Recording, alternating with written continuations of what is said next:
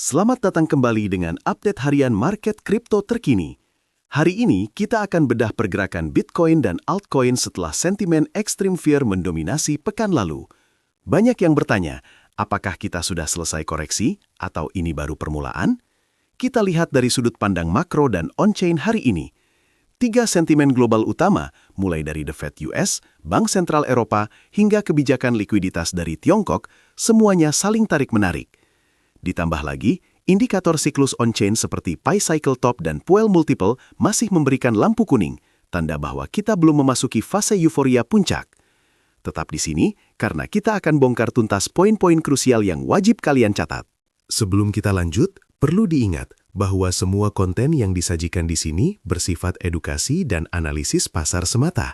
Analisis ini bukan saran finansial, ajakan untuk membeli atau menjual, dan juga bukan sinyal trading. Pasar kripto sangat volatil dan beresiko tinggi. Keputusan investasi sepenuhnya ada di tangan kalian. Silahkan gunakan analisis ini sebagai referensi tambahan dalam membuat keputusan yang terinformasi.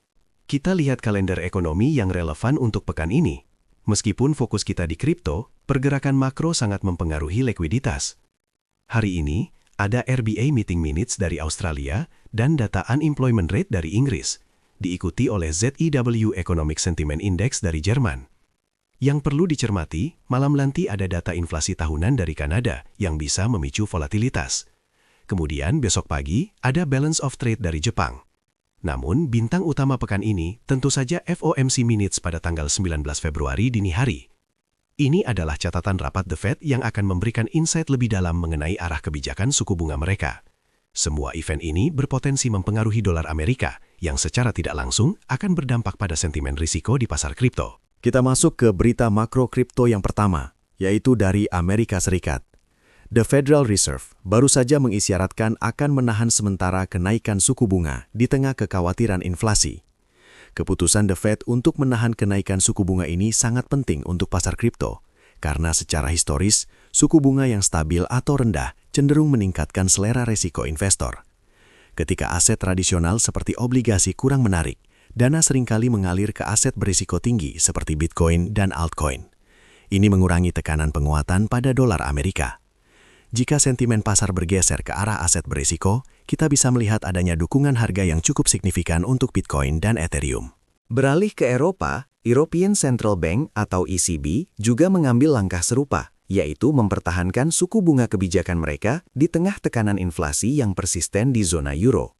ECB menyatakan bahwa inflasi masih di atas target 2% mereka, didorong oleh harga energi dan gangguan rantai pasokan. Tindakan ECB ini memperkuat narasi kebijakan moneter yang hati-hati di Eropa. Kebijakan ini, meskipun dilandasi kekhawatiran inflasi, dapat memberikan dukungan lanjutan untuk aset berisiko. Dengan likuiditas yang tetap terjaga di Eropa, investor mungkin merasa lebih nyaman menempatkan modal mereka di pasar kripto.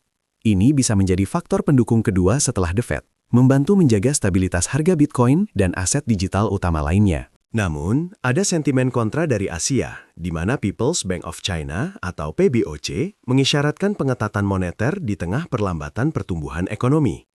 Tiongkok berencana menerapkan pengawasan yang lebih ketat pada kondisi kredit dan likuiditas, serta mengurangi suntikan likuiditas. Langkah pengetatan ini bisa berdampak signifikan pada pasar global, termasuk kripto. Ketika Tiongkok mengurangi likuiditas, sentimen risiko seringkali menurun, yang dapat menyebabkan volatilitas dan tekanan jual. Mengingat peran besar Tiongkok dalam ekosistem kripto, pengetatan ini berpotensi menciptakan tekanan turun, terutama jika sentimen risk-off menyebar cepat. Kita harus memantau bagaimana pasar bereaksi terhadap ketegangan antara kebijakan akomodatif di barat dan pengetatan di timur. Sekarang kita lihat suasana hati pasar melalui Fear and Greed Index. Saat ini, indeks berada di level 13, berada di zona extreme fear. Level ini menunjukkan bahwa suasana pasar sedang sangat pesimis, di mana investor mayoritas diliputi ketakutan dan cenderung menjual aset mereka.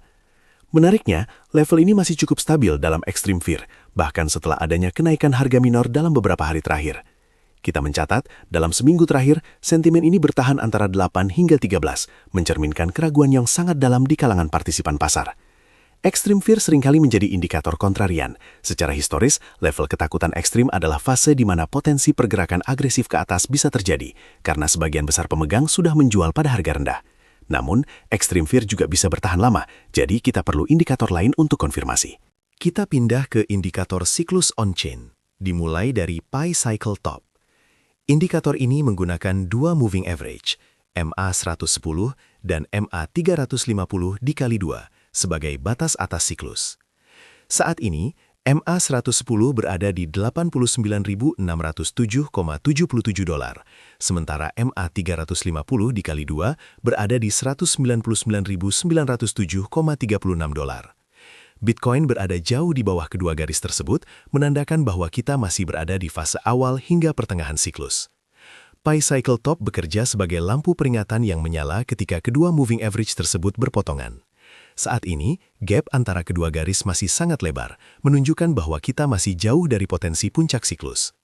Ini memberikan konteks bahwa meski ada volatilitas tinggi, peluang untuk pergerakan harga yang lebih tinggi dalam jangka waktu yang lebih lama masih terbuka. Selanjutnya, kita bahas Puel Multiple, yang mengukur rasio nilai output harian para miner terhadap moving average tahunan mereka. Saat ini, Puel Multiple berada di 0,94. Nilai ini biasanya berada di bawah 1 selama fase koreksi atau konsolidasi, yang sering disebut sebagai fase akumulasi. Level di bawah 0,5 mengindikasikan potensi dasar siklus, sementara level di atas 4 mengindikasikan puncak. Dengan nilai saat ini di 0,94, ini mengkonfirmasi bahwa kita berada di fase pemulihan setelah koreksi besar, atau masih dalam fase akumulasi yang stabil. Secara historis, pasar menghabiskan waktu yang substansial di area 1 sebelum lonjakan ke atas, menunjukkan bahwa saat ini bukanlah waktu euforia puncak, melainkan waktu yang penting bagi akumulasi oleh para pemain besar. Dari total 30 indikator siklus yang kita pantau, belum ada satupun yang memberikan sinyal puncak siklus. 3 indikator paling penting yang menonjol hari ini adalah MVRV Z-score di 0,47, Bitcoin Bubble Index di minus 4,49, dan Mayer Multiple di 0,70. Semua indikator ini, yang secara historis efektif memprediksi puncak, masih berada jauh di area safe atau accumulate. MVRV Z-score, yang berada di bawah 1, menunjukkan bahwa harga pasar Bitcoin saat ini relatif rendah dibandingkan nilai wajar historisnya. Bitcoin Bubble Index yang negatif menunjukkan bahwa kita tidak berada dalam zona gelembung. Sementara Mayer Multiple yang jauh di bawah 2,2 menekankan bahwa harga belum terlalu panas. Ini menegaskan bahwa narasi extreme fear yang kita lihat di indeks sentimen lebih disebabkan oleh volatilitas jangka pendek dan kekhawatiran likuiditas, bukan karena kita mendekati puncak siklus multitahun. Itu dia update market harian kita hari ini. Kesimpulannya, indikator on-chain menunjukkan kita masih jauh dari puncak siklus, meskipun sentimen extreme fear mendominasi pasar jangka pendek. Selalu lakukan riset mandiri. Ingat, informasi di channel ini murni untuk tujuan edukasi dan analisa pasar. Terima kasih telah menyimak dan sampai jumpa di update berikutnya.